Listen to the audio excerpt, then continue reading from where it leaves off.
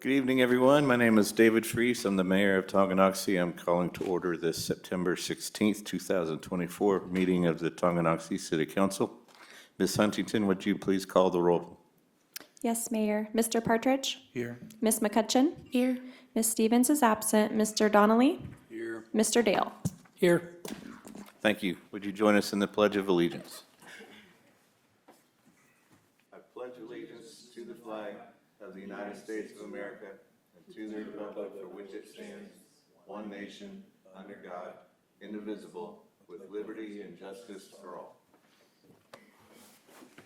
Thanks, everyone. Item 2 on the agenda is the approval of minutes from the regular meeting dated September 3rd, 2024.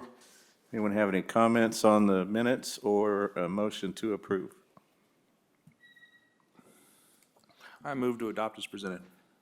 Thank you, Mr. Partridge. All in or is there a second? Second. Thank you, Mr. Donnelly. All in favor, say aye. Aye. All opposed? Next up on the agenda is a consent, motion passes. Next on the agenda is the consent agenda where we review the bill payments from the previous period. Are there any questions or concerns or conversations regarding the bill payments? Seeing none, I would accept a motion. I'll motion to approve. Thank you, Ms. McCutcheon. Is there a second? Second. Thank you, Mr. Dale. All in favor, say aye. Aye. All opposed? Motion carries. Old business, we have nothing listed. Mr. Porter, did anyone sign up to speak tonight? No signups, Mayor. All right, thank you. On to new business, we have the 2023 audit report presentation. Mr. Porter? Thank you, Mayor and City Council. I'll just briefly introduce Karen Lynn, who's the Audit Director at BT & Co. You may remember her from several previous presentations to you of this similar nature. We're glad to have Karen here tonight to address you, to walk you through parts of her firm's report and to describe the process staff went through in working with her team to develop the final financial statements and the draft audit report for your review. From staff's perspective, the only thing I'll add to what will I'm sure be covered in her discussion with you is that we have filed the final copy of the audit report with the state as required, with the Federal Audit Clearinghouse as required, and also with our bond counsel and other agencies that need to receive a copy of it for continuing disclosure purposes. So all of those steps are either in process or have been completed, and we just wanted to make that note. Good evening. Good evening. Appreciate a few moments of your meeting tonight to go through the results of the audit. I believe you have two documents related to the audit. One is the financial statements themselves, and the other is a report to the council. That report includes the conclusions from the audit process, which are important for you to hear from me as your auditor, and I'm going to go through that document. First, our responsibility is to perform the audit in accordance with generally accepted auditing standards. Because you receive federal dollars, we also perform the audit in accordance with government auditing standards issued by the Comptroller General of the United States and the Single Audit Act, Uniform Administrative Requirements, which is also the Uniform Guidance, and U.S. Office of Management and Budget's Compliance Supplement. We also, because you're a municipality within the state of Kansas, perform the audit in accordance with certain pieces of the Kansas Municipal Audit and Accounting Guide. The generally accepted auditing standards require that we plan and perform the audit with the objective of forming an opinion about whether the financial statements are free of material misstatement. So we design our audit with that objective in mind. And we were able to issue an unmodified opinion, which is the highest form of opinion that can be given to a set of financial statements. Your financials are on the regulatory basis as opposed to generally accepted accounting principles, and that is because you adopt a waiver to not have your financial statements be in accordance with GAAP. And regulatory basis is, in effect, cash basis financial statements, which the state of Kansas does allow. I mentioned the federal dollars that you received. You received and spent approximately $1 million of federal expenditures during the year, which was what required you to have the single audit. So we did perform those extra procedures required by the single audit. Those procedures are compliance and internal control procedures. We are pleased to report that there were no findings and no deficiencies that we identified that were needing to be reported in relation to those federal dollars. In our opinion that's attached to the financial statements, we do have some bulleted points that talk about some of the things that we do as a part of the audit process. Those items, and just briefly to mention them, state that we exercise professional judgment and maintain professional skepticism throughout the audit. We identify and assess the risks of material misstatement of the financial statements, whether due to fraud or error, and we design and perform audit procedures responsive to those risks. We obtain an understanding of internal control relevant to the audit in order to design our audit procedures. We evaluate the appropriateness of accounting policies used and the reasonableness of significant accounting estimates, as well as evaluating the overall presentation of the financial statements. And we conclude whether there are any conditions or events that are considered that raise any substantial doubt about the city's ability to continue into the future for a reasonable period of time, which we generally consider to be 1 year. So those are all things that we do as a part of our audit process and that we consider as a part of our audit process. All of those areas would be areas that we would report back to you if there were any issues or areas of inconsistency or areas that we saw of concern, and we would make sure that we would report them to you in this report to the council that is the report that I'm going through. So there was nothing in the areas of accounting policies. There were no significant estimates or unusual transactions, nothing along those lines that we need to bring to your attention that we saw as areas of concern. We do report in this report that, in our opinion, we have a highlighted area where we do state that we have, and the state specifically says that we need to report an adverse opinion on U.S. generally accepted accounting principles because we are reporting on the regulatory basis, but on the regulatory basis, we do have the unmodified opinion. So that's a lot of accounting verbiage to state that, that the unmodified opinion is the highest form of opinion on the regulatory basis, which is the way you are reporting. Excuse me, I have a scratchy throat this evening. We would also report to you if we had any disagreements throughout the audit process about any accounting matters or any auditing matters, any disagreements with management. We would be sure to bring those to your attention so that you would be aware of any issues that could be red flags of more serious issues. We have nothing to report to you in that area. In fact, we had great cooperation, great efficiencies in terms of receiving information. Everything we requested was provided to us, and we had no issues. And we want to express our appreciation for all of the hard work that went into the audit process so that we were able to get through the audit process in a timely manner. We have on page 4, if you're in the document, we have included some information this year on the importance of independence between our firm and the city. Independence is an important part of the audit process and making sure that we have that separation and independence between our two organizations. So there's some information in here that points out what some of the things are that need to be done by both our firm and the organization in order to keep that independence maintained. So for your information and for you to read through. The last item that I want to point out is the management's representation letter. This is the letter that's included here on the city's letterhead. This is required by our audit standards. to have things that are discussed during the audit process and that are part of the financial statements to be in writing and reported back to us in this letter format. Very important information here related to the financial statements, so I do encourage you to read through the letter as you read through the financials, because it can help you understand the financials and gives you that much more information related to the financial statements.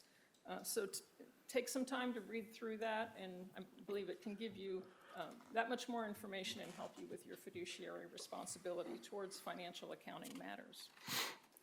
So with that, I would open for any questions that anyone might have about the conclusions or about the audit process or about the audit itself. Thank you for your work. We appreciate it. Are there any questions?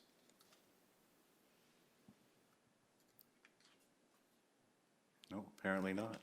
Thank you very much. Thank you very much. Moving on to item B, consider acceptance of public dedications and final plat for Stone Creek Edition number 11. Mr. Porter? Before you start, Mr. Mayor, I will recuse myself for any action on this, since a long time ago I sold them the land. I have no interest in any of what they're doing or at all, but I think it's appropriate for me not to vote Okay. on the project. All right, it's noted. Mr. Porter? Thank you, Mayor. We'll have a very brief introduction of this item, and then I'd like to also acknowledge that Ben Gasper with SMH Consultants is here tonight on behalf of the applicant. He's the civil engineer in charge of the project, and I'm sure could answer any technical questions you might have. You have included in your agenda packet an agenda statement, a copy of the final plat, and a copy of the engineering and planning professional staff reports developed by BG Consultants and Multi-Studio. We did hear this item at the regular Planning Commission meeting last month, and it was approved unanimously, subject to staff recommendations, which are outlined in detail in the agenda statement and the accompanying staff reports. What I want to highlight in particular are a couple of standards that were of note in the staff recommendations, and they're of importance to you all tonight as you consider the dedication of public easements, which is the action item before the City Council in a final plat scenario where the Planning Commission has approved the final plat. The design discussions involving the Planning Commission, city staff, and the public safety departments and the applicant focused on the termination point of Woodfield Drive at the eastern end of the property. Woodfield is the southernmost road in the development. That termination you'll see is designed as a straight termination point without a hammerhead or a cul-de-sac of a temporary or permanent nature. That allows for the project to establish connectivity to the property east of that in the future as future development could occur that direction. And due to the narrow lot sizes and the limited space from the last intersection to the termination of Woodfield Drive, there isn't a necessary inclusion of any turnaround because our public safety fire apparatuses, for example, and public works for street clearing and snow events actually prefer that layout for a very short duration like that stretch. So that was an item that was discussed in detail and was negotiated according to staff's full support in terms of the proposed solution for the long term. As I mentioned, the Planning Commission approved this unanimously at the last meeting, and staff would be happy to stand for any questions you have. But once again, just a reminder, the draft motion and the agenda statement is accepting dedication of the land for public purposes as part of the final plat as presented. Happy to take any questions you might have. Thank you, Mr. Porter. Are there any questions?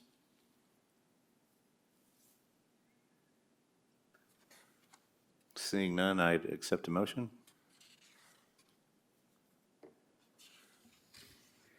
I'll make a motion to accept the dedication of land for public purposes as part of the final plat for Stone Creek Edition number 11. Thank you, Ms. McCutcheon. Is there a second? I'll second. Thank you, Mr. Partridge. Ms. Huntington, would you do a roll call vote so that we can note again that Mr. Donnelly has recused himself? Yes. Mr. Partridge? Aye. Ms. McCutcheon? Yes. Mr. Dale? Yes. Thank you. Motion passes. Item C, is Resolution 092402. Consider approval of amended 457 deferred compensation plan for the city of Tonganoxie. Mr. Porter? Thank you, Mayor. This item, staff is going to request that we withdraw until our first October meeting on October 7th, 2024.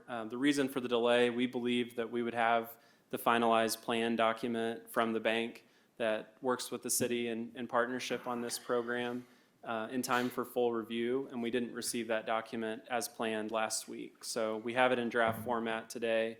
We're exchanging comments with their advisors at the financial institution, and we'll be back in front of you, we believe, October 7th with the final document. All right. This just as a reminder has to do with adopted budget for 2025 adjustments to the deferred compensation match for city employees that participate. Okay, makes sense. Thank you. Is that a pretty lengthy document?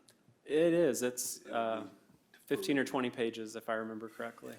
Kind of hard to review those things in short periods. That's So correct. If we could get it as early as possible, that would be great. Yes. Okay. Item 6 is the city manager agenda. Mr. Brakovich? Yep, thanks, Mayor. We just have one item listed, and that's the August financial report, and we'll ask Mr. Porter to go through that. But just real quick, I appreciate the time and attention to the audit tonight. And I know Karen's already left, but I wanted to just show our appreciation from city staff and working with BT and Co. They are very thorough. They ask for a lot of documents, a lot of review. They give management the chance to give input into areas they have questions about, and so we appreciate that relationship. And then most importantly, probably in that for the city, is to recognize Mr. Porter. He serves as the liaison for finding that information, coordinating the appropriate staff response. And so I don't want to miss that opportunity to recognize Mr. Porter and his efforts on that. And I think getting a good audit of our services and how we handle our financials is a direct reflection on his outstanding role as budget director, as part of the many hats he wears for the city. So good job, Dan. Thank you. With that, August financials. Our financial report is included in the agenda packet for your review. It is a 15-page report this month, a little less lengthy than last month where we did a deeper dive on sales and use tax receipts. Just as a high-level highlight, we're 2/3 of the way through our fiscal year as of the end of August 2024. Our debt service payments for the year are complete, all scheduled debt service payments. From the general fund, from the debt service fund, and from utility funds have been completed in full, and our next scheduled debt service payment isn't until February of next year. All of those were completed on time and in the correct amounts and confirmed with those institutions that hold that debt. Our ARPA funding, I want to point out that we have a little more than $555,000 in ARPA funds outstanding. That is in part due to the pace of our wastewater treatment plant project design, and you'll be seeing hopefully in the next 30 days an agreement with KDHE for the SRF loan that solidifies with the city that loan and the appropriate financing terms.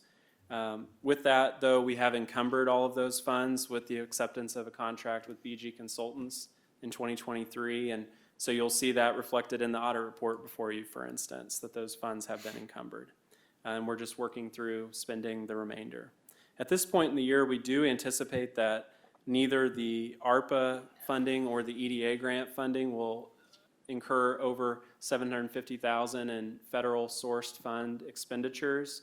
So there is a chance that next year in the audit process of 2024, we won't need to do a single audit because we won't exceed that threshold. But we'll wait until closer to that time to confirm that situation. The other highlights I wanted to point out from the financial report detail, the sales tax section will look slightly off when you refer to previous financial reports. The reason for that is they're not late in submitting funds to the city this year, but they were late last year this month. So the month-to-month, year-to-year comparisons of current month information is slightly off because of that basis. So if you see widely different numbers, that's the reason.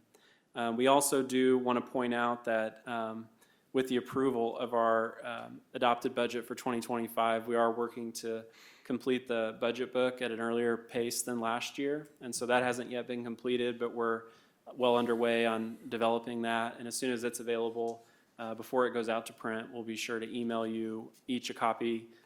If you have any edits or see anything you'd like to see adjusted, this might give you that opportunity to give feedback before it's published to the general public online and printed for people to have available next year.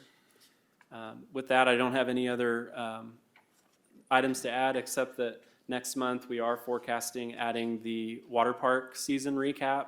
That business concluded already in early September, and so we'll have our financial data as well as our admissions data provided by the recreation management software to share with you. So look forward to that in a couple meetings, and we'll have that for it.